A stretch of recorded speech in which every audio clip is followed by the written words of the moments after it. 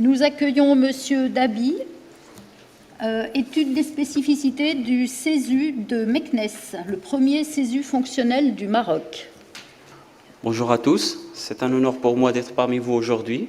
Donc je me présente, Najib Dabi, je suis un cadre de santé exerçant en tant qu'enseignant au niveau de l'IFCS, l'Institut de formation en carrière de santé, les FC chez vous.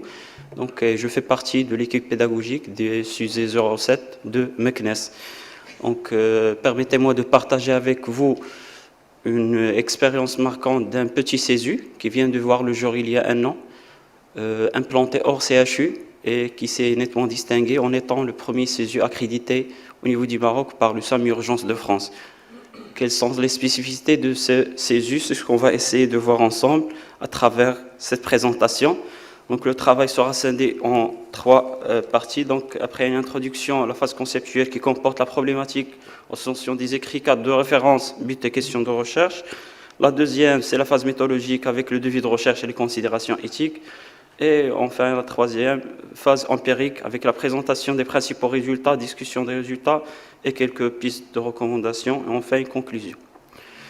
Donc, en guise d'introduction, il est nécessaire de signaler la grande mouvance et la dynamique qui règne actuellement au niveau de notre royaume en faveur de l'urgence médicale, vu que la nouvelle constitution a accordé à l'accès aux soins essentiels et notamment aux urgences médicales une place particulière. En outre, l'actuel ministre, le professeur Lourdé, qui est un homme du terrain, a affirmé que l'urgence médicale figure parmi les priorités du gouvernement marocain. Et du coup, il y avait un lancement d'un ensemble de chantiers, entre autres figures l'instauration d'un troisième réseau, à part l'hospitalier ou l'ambulatoire, c'est le réseau intégré des soins d'urgence médicale, et qui a comme principale mission d'assurer la continuité et la complémentarité entre le préhospitalier et l'hospitalier. Il y avait aussi un plan national 2012-2016 dédié uniquement à l'urgence médicale et le lancement d'un numéro national par Sa Majesté, donc le 141, vous avez le 15, nous avons le 141. Donc, arrivons à la problématique, donc partons du principe que la formation est le principal levier de tout changement d'attitude chez toutes les personnes. Donc personne ne peut nier l'utilité des formations délivrées par les SUSU. Et dans notre contexte, les SUSU doivent assurer la formation permanente et régulière des ressources humaines exerçant au niveau du régime en vue de veiller à maintenir le niveau de compétences exigé. Donc qu'en est-il du SUSU 07 de Meknès? Quelles sont ses spécificités? Donc c'est la question de recherche. Arrivons à la recension des écrits, donc sur la base de pertinence et d'accessibilité des publications, 12 articles ont été retenus et ont fait l'objet d'une lecture approfondie permettant d'apprécier le degré de connaissance par rapport au sujet de la recherche. Donc, si on reste dans le contexte marocain, donc les SUSU ont vu le jour après l'avènement de la circulaire ministérielle du 4 juillet 2011 portant sur l'organisation du SAMU et la mise en place du régime. La dite circulaire stipule à ce que chaque SAMU doit disposer d'un CRAM et un SUSU. Il a divisé les SUSU en deux niveaux. Le niveau 1 au CHU, implanté au CHU, et le niveau 2 au CHR. En outre, dans le cadre de la coopération marocaine, un projet a vu le jour en 2007, donc qui porte sur sa composante 1, l'appui à l'amélioration de la prise en charge des urgences médicales. Et du coup, il y avait un échange d'expériences, d'expertise, des stages, des missions d'accompagnement et aussi donc des formations, des séminaires de formation pour les enseignants CESU, assurés par, bien sûr, des experts français. Donc, le fruit de cette recension d'écrits nous a permis de confectionner un cadre de référence. Donc, il s'agit bien entendu d'un cadre purement conceptuel. Nous avons au centre le phénomène à l'étude qui est les spécificités du CESU.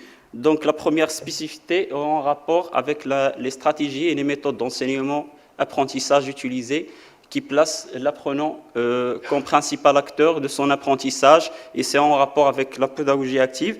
Deuxième spécificité, en rapport avec la nature de la formation qui doit être adaptée aux besoins, et c'est tout à fait évident. Donc, une formation signifiante, elle est plus motivante et plus attractive. La troisième spécificité en rapport avec le contexte favorable à l'apprentissage, et personne ne peut nier le rôle de l'environnement propice à l'apprentissage pour réussir les formations, surtout en GSU. Donc, et la dernière spécificité en rapport avec les compétences des enseignants qui doivent avoir une double compétence, donc à la fois académique et clinique. Donc, la deuxième phase méthodologique de vie de recherche, il s'agit d'une étude descriptive quantitative niveau 1 qui s'est déroulée au niveau du CESU 07 implanté dans le CHR Mohamed V, qui a ciblé les personnes qui ont bénéficié d'une formation assurée par le CESU 07 ainsi que les enseignants CESU. Pour les méthodes d'échantillonnage, et pour des raisons d'accessibilité, l'échantillonnage a cerné surtout donc les personnes résidentes à Meknes. Pour les instruments de collecte de données, il s'agit tout d'abord d'une enquête à travers un questionnaire auto-administré qui a été prétesté auparavant, et pour complément d'information, des entretiens semi-directifs ont été menés avec les 3 enseignants CESU via un guide d'entretien. Bien sûr, les considérations éthiques font partie intégrante de tout travail de recherche, et du coup, donc, il y avait une demande d'autorisation de la réalisation de cette étude auprès du directeur régional du ministère de la Santé, le respect de l'anonymat du questionnaire et le consentement libre des participants à l'étude. Donc, arrivons à la présentation des principaux résultats. Donc, d'abord, par rapport à la perception de la qualité des animateurs, donc 58% des participants déclarent qu'ils sont très satisfaits de la qualité des animateurs. La totalité affirme que l'interactivité a été préconisée comme stratégie d'enseignement lors des sessions. Concernant la qualité des documents fournis, un nombre important, à savoir 35%, ont manifesté leur mécontentement, ou donc ils sont peu satisfaits envers la qualité des documents fournis, et ce point a suscité une grande réflexion. Donc, suite à cette évaluation, un rapport a été envoyé et fera l'objet d'une discussion lors des prochaines réunions avec le comité national. Concernant l'utilité de la formation, 73% est conscient que la formation en GSU va leur servir à mettre à jour leurs connaissances en matière de GSU. Le climat de partage, l'enthousiasme et les séquences proposées, c'est des éléments qui ont été appréciés par le public cible. Arrivons au résultat des entretiens. Donc, les enseignants CESU constitués par un médecin réanimateur anesthésiste, un médecin spécialiste en urgence et catastrophes et un cadre de santé. Les 3 enseignants ont affirmé que leur formation en tant qu'enseignant CESU a été assurée par des experts français lors d'un séminaire à Casablanca et un autre à Rabat. L'unanimité des interviewés a déclaré que pour être enseignant CESU, l'obligation de travailler ou avoir exercé au niveau du service d'urgence ou réanimation est nécessaire. 1 sur les 3 a ajouté que cette condition elle est nécessaire, mais elle n'est pas suffisante vu qu'un enseignant CESU doit obligatoirement avoir des connaissances en matière de pédagogie et d'animation de groupe. L'ensemble des enseignants optent pour les mêmes critères lors des séances de formation, donc pas plus de 20 participants par session, à raison d'un enseignant par 10 participants. Celui qui s'absente lors d'une journée ou un thème n'aura pas droit à son attestation. Donc, c'est 2 jours pour le GSU 1 et 3 jours pour le GSU 2. Pour le volet évaluation, donc, il se fait à l'aide des 3 méthodes selon les interviewés. Donc, tout d'abord, une évaluation des connaissances déclaratives, un pré-test et un post-test. L'évaluation des connaissances procédurales à travers l'observation directe des participants durant toute la session et l'évaluation des satisfactions des participants à travers une grille de satisfaction. Les contraintes décelées par tous les enseignants se résument en l'absence d'un local. Donc, le CESU actuellement de Meknes se résume en une salle de stockage. Il n'y a pas de salle de démonstration. Donc, les sessions se déroulent Au niveau de l'IFCS, donc dans le cadre d'un partenariat, aussi, il y a donc le manque de financement des sessions, surtout pour le JSU2. Donc, au Maroc, le JSU1 a été introduit dans le cadre du plan national de la formation continue. Et le JSU2, peut-être, c'est pour l'année suivante, donc ainsi qu'une insuffisante en matière. Donc, le personnel d'appui, il n'y a pas d'agent de service ni de secrétaire. Et c'est parmi les entraves qui piétinent sur l'activité quotidienne du CESU. Arrivons à la discussion des résultats. Donc, l'exploitation des résultats nous a fait ressortir les spécificités suivantes. Tout d'abord, le respect à la lettre des profils édictés par le Comité national pédagogique des urgences concernant les enseignants CESU. Je dis bien les enseignants CESU parce qu'il y avait un profil bien déterminé. Un enseignant CESU, c'est soit un médecin réanimateur anesthésiste, soit un médecin spécialiste en urgence ou catastrophe, ou bien un cadre de santé.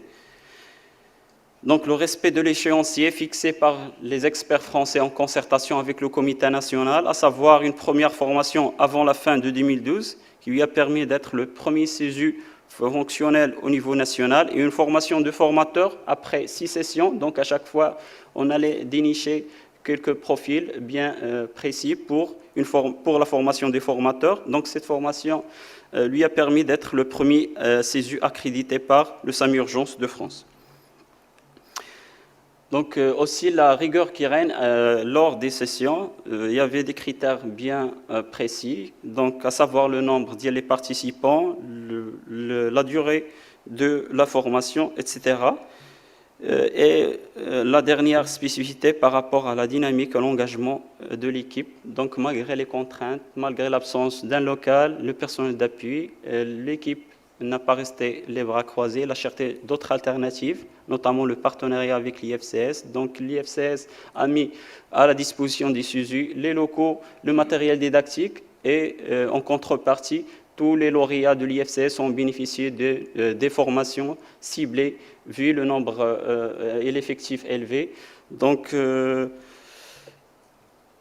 après, donc, des pistes de suggestions ont été formulées et sont en rapport avec 3 items: item formation, item gestion et recherche. Par rapport à la formation, donc l'intégration de la formation GSU dans le cursus des étudiants infirmiers vu la pertinence de la formation du personnel de santé en extra-hospitalier, vu que la circulaire stipule à ce qu'on cible en premier lieu le personnel hospitalier. Donc, des actions d'information GSU dans les établissements scolaires de la région, la formation GSU pour le grand public, vu que l'urgence inopinée peut arriver à n'importe quel moment, à n'importe quel lieu, la révision des documents à fournir, donc de point de vue forme et de point de vue aussi fond.